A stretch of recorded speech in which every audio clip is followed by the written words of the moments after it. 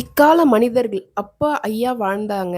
எல்லா விஷயங்களையும் சொல்லிட்டு போனாங்க. இக்கால மனிதர்கள் எப்படிலாம் இருக்கணும்? எப்படி இருந்தா இறைவன அடைய முடியும்? அப்படின்னு ஐயா என்ன சொல்லியிருக்காங்க?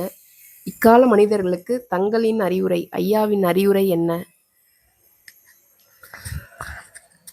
மனிதர்கள்னு வச்சுக்கலாமே தவிர்த்து இக்கால மனிதர்கள், அக்கால மனிதர்கள், எக்கால மனிதர்கள் இப்படிலாம் பிரிக்கவே வேண்டாமே. மனிதர்கள்.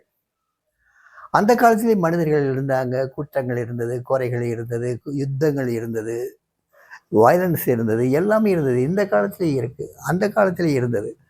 அந்த காலத்திலே தபசு இருந்தது. அந்த காலத்திலேயும் தபசு இருந்தாங்க. எத்தனையோ ஞானிகள் உருவானாங்க. இப்பயும் தபசு இருக்காங்க. இன்னைக்கு மறைஞ்சிருக்காங்க. அன்னைக்கு பாப்புலேஷன் ரொம்ப கம்மி.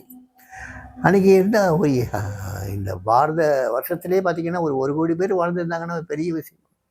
ஸோ அங்கங்கே இருந்த ஞானிகள் கண்ணுக்கு தெரிஞ்சாங்க. இப்போ மொத்த ஜனத்தொகையே பார்த்தீங்கன்னா எத்தனையோ நூற்றுக்கணக்கான கோடி. இந்த பாரத வருஷத்தில் பார்த்தீங்கன்னா இந்த கண்டத்தில் பார்த்தீங்கன்னா நூற்றுக்கணக்கான கோடி. அதனால தான் ஞானிகள் கண்ணில் பட மாட்டேங்கிறாங்க நம்ம கண்ணில்.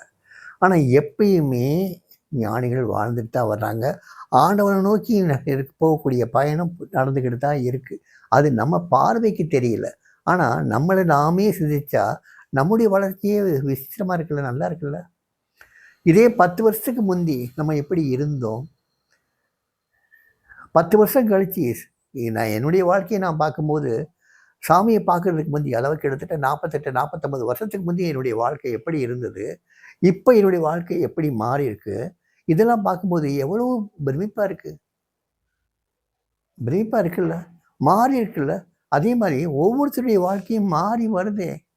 இல்லைன்னா இவ்வளோ கோயில்களில் கூட்டங்கள், ஆசிரமங்களில் கூட்டங்கள், இவ்வளோ யாத்திரைகள், இவ்வளோ தான தர்மங்கள் இதெல்லாம் நடந்திருக்காதுல்ல. ஸோ இன்னைக்கு வரைக்கும் அந்த பயணம் தொடர்ந்து நடந்துக்கிட்டே தான் இருக்குது. நம்ம பார்வைக்கு தெரியல, அவ்வளோதான். ஆனால் அந்த பயணம் நடக்குது. ஆண்டவனை நோக்கி போகக்கூடிய அந்த பயணம் போய்கிட்டே தான் இருக்குது. அதுக்கு தொடர்ந்து அந்த உத்வேகத்தை கொடுக்கறதுக்கு ஞானிகள் அவ்வப்போது வந்துக்கிட்டே தான் இருக்காங்க. அந்த ஞானிகள் எந்த ரூபத்தில் வர்றாங்கிறத நமக்கு தெரியல. ஆனால் நமக்கு ஒரு ஞானி கிடைச்சிருக்கார். அதில் வகையில் நம்ம சந்தோஷப்பட்டுக்குவோம். ஸோ மற்றவங்க அவங்கவுங்க ஞானிகள் வருவாங்க, அவங்க போய்க்குவாங்க. ஆனால் ஆண்டவனை நோக்கி பயணம் இன்னைக்கு வரைக்கும் நடந்துட்டு தான் இருக்குது.